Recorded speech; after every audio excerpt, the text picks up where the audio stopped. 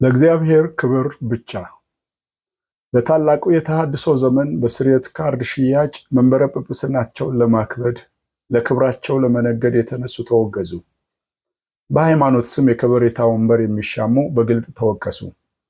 የካቴድራሉ ትልቀት ድምቀት የሚያስመካቸው ጳጳስ ቢሆን ሊቀ ጳጳስ ለሰማይ አምላክ ክብር እንዲሰጡ ተሞገቱ። ሰው በእግዚአብሔር መልክና ምሳሌ በመፈጠሩ ካለው ክብር ደግሞም በእግዚአብሔር ጸጋ በክርስቶስ የማዳን ሥራ በፊቱ ካገኘው ክብር በላይ ክብር ሊኖረው እንዳይችል ተዘመረ። በፍጥረት ሁሉ ውስጥ በየዕለቱ እግዚአብሔር የሚሰራው ሥራ ያለ ተቀናቃኝና ተጋሪ የእርሱን ክብር የሚያመጣ መሆኑ ላይ ተሰመረ።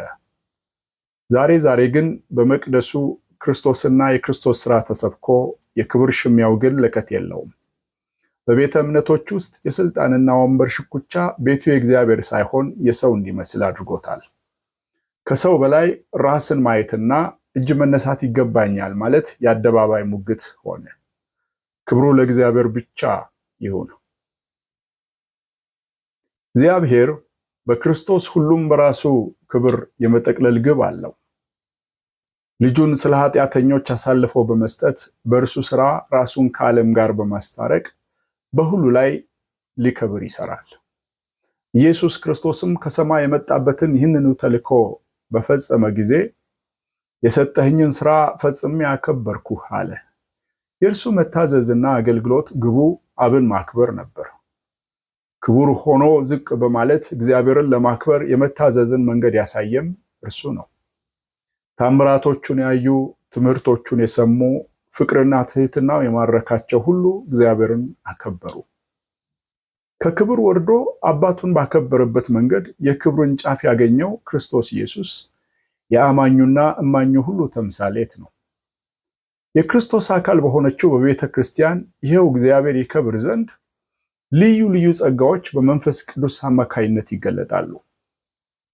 ቢሰበክ ክብር ለእግዚአብሔር ይሁን፣ ቢዘመር ክብር ለእግዚአብሔር ይሁን፣ ድንቅና ተአምራት ቢገለጥ ክብር ለእግዚአብሔር ይሁን፣ ፈውስ ቢሆን ክብር ለእግዚአብሔር ይሁን፣ ሰዎች ከልዩ ልዩ ስራቶች ቢፈቱና ነፃ ቢወጡ ክብሩ ለእግዚአብሔር ይሁን፣ ትንቢትና መገለጥ ቢሆን ክብር ለእግዚአብሔር ይሁን፣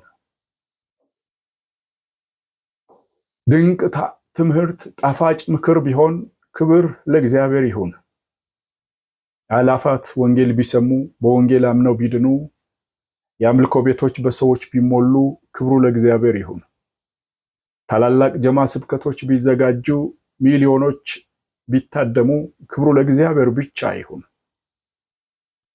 በስሙ ታላላቅ ሕንፃዎች ቢቆሙ ካቴድራሎች ቢገነቡ ክብር ለእግዚአብሔር ይሁን። ምንም አይነት ውድና ዘመናዊ ቁሳቁሶች፣ የሙዚቃና ድምፅ መሳሪያዎች፣ የቴክኖሎጂ ግኝቶች ሁሉ ለወንጌል አገልግሎት ጥቅም ላይ ቢውሉ ክብሩ ለእግዚአብሔር ይሁን። ራእይ ያየ ውጤታማ አመራርና ታላቅ አፈጻጸም ያስመዘገበ መድረክ ተሰጥቶት የሰበከ የዘመረና ያዘመረ ሁሉ ክብሩን ለእግዚአብሔር ይስጥ። በየትኛውም ጊዜና ቦታ በማንኛውም ምክንያት የተወደደ የተደነቀ የታወቀ እና የተመረቀ ሁሉ ክብሩን ለእግዚአብሔር ይመልስ። እግዚአብሔር በሕዝብ ላይ በርስቱ መካከል ብቻውን ከፍ ይበል ይክበር። እርሱን አክብሮ መክበር ይሁንልን። ሥጋ ለባሽ ሁሉ በፊቱ ዝቅ ይበል። እግዚአብሔር በሁሉ ላይ ከፍ ይበል። ክብር ለእግዚአብሔር ይሁን። ዛሬም ሁሉ ለእግዚአብሔር ክብር ብቻ ይሁን።